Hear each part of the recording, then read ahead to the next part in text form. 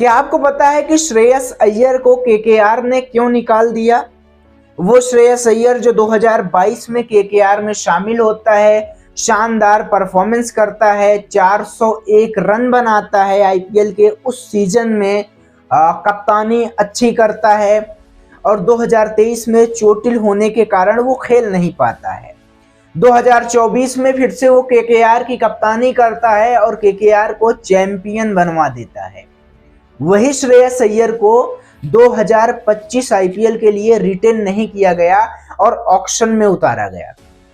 KKR के CEO ने एक बहुत बड़ी बात कह दी है श्रेयस अय्यर को लेकर के, बहुत बड़ी बात। उन्होंने वो वजह बता दी कि आखिर श्रेयस अय्यर को केकेआर से क्यों निकाला गया, आखिर श्रेयस अय्यर को ड्रॉप क्यों किया गया।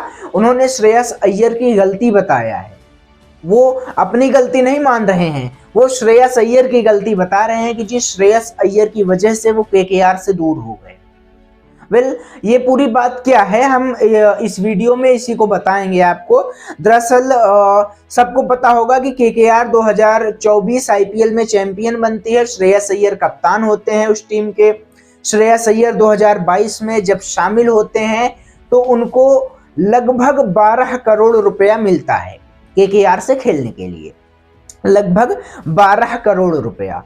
लेकिन श्रेयस अय्यर जब केकेआर चैंपियन बन जाती है तो उसके बाद अपनी मार्केट वैल्यू को बढ़ाना चाहते थे। यानी 2024 में चैंपियन बनवाने के बाद वो चाहते थे कि साहब थोड़ा पैसा कम मिल रहा है, पैसे को और ज्यादा किया जाए।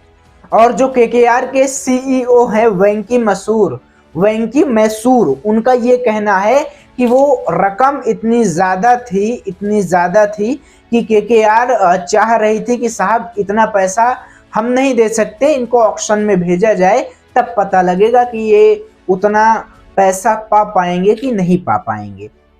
अब मीडिया रिपोर्ट्स की माने तो मीडिया की बहुत सारी ऐसी रिपोर्ट्स निकल कर आई कि जिसमें ये दावा किया गया कि श्रेयस अय्यर ने अपनी जो वैल्यू की थी, अपना जो डिमांड किया था पैसों का, वो 25 करोड़ रुपया किया था, 25 करोड़। और वो रुपया कहीं ना कहीं विराट कोहली से ज्यादा था, रोहित शर्मा से ज्यादा था। और इसीलिए जो है केकेआर के जो सीईओ हैं वेंकी मैसूर, वो नहीं मानते हैं इस बात को। वो बोले कि 25 करोड़ आपको नहीं मिल सकता। लेकिन वही श्रेयस अय्यर जब ऑक्शन में जाते हैं तो साहब उनको लगभग 27 करोड़ मिल जाता है। 25 को छोड़ दो आप, 27 मिल जाता है। पंजाब किंग्स वो टीम होती है जिसने श्रेयस अय्यर जैसे हीरे को खरीद लिया। अब सवाल ये कि श्रेयस अय्यर जो अपनी वैल्यू बढ़वाना चाहते थे, डबल करवाना चाहते थे, 12 करोड़ से 25 करोड़ करवाना चाहते थे, क्या केकेआर को ये बात मान लेनी चाहिए थी? क्या केकेआर को श्रेयस अय्यर के साथ जाना था और श्रेयस अय्यर जैसे खिलाड़ी को रिटर्न कर लेना था?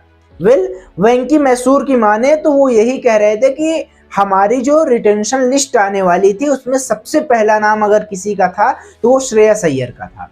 हमने प्लान कर रखा था कि श्रेयस अय्यर को हम रिटेन करेंगे, लेकिन उसके बाद डिमांड इतनी ज्यादा हाई हो गई कि हम रिटेन नहीं कर पाए।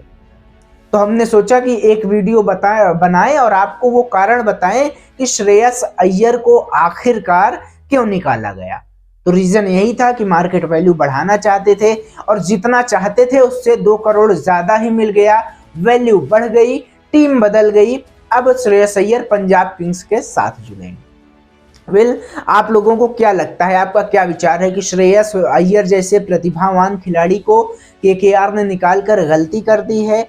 केकेआर को इसका बहुत बड़ा खामियाजा भुगतना पड़ेगा? आप अपना विचार कमेंट बॉक्स में जरूर बताइएगा। और ऐसे ही क्रिकेट की हर अपडेट के लिए साहब हमारे इस चैनल को आप सब्सक्राइब भी कर सकते हैं।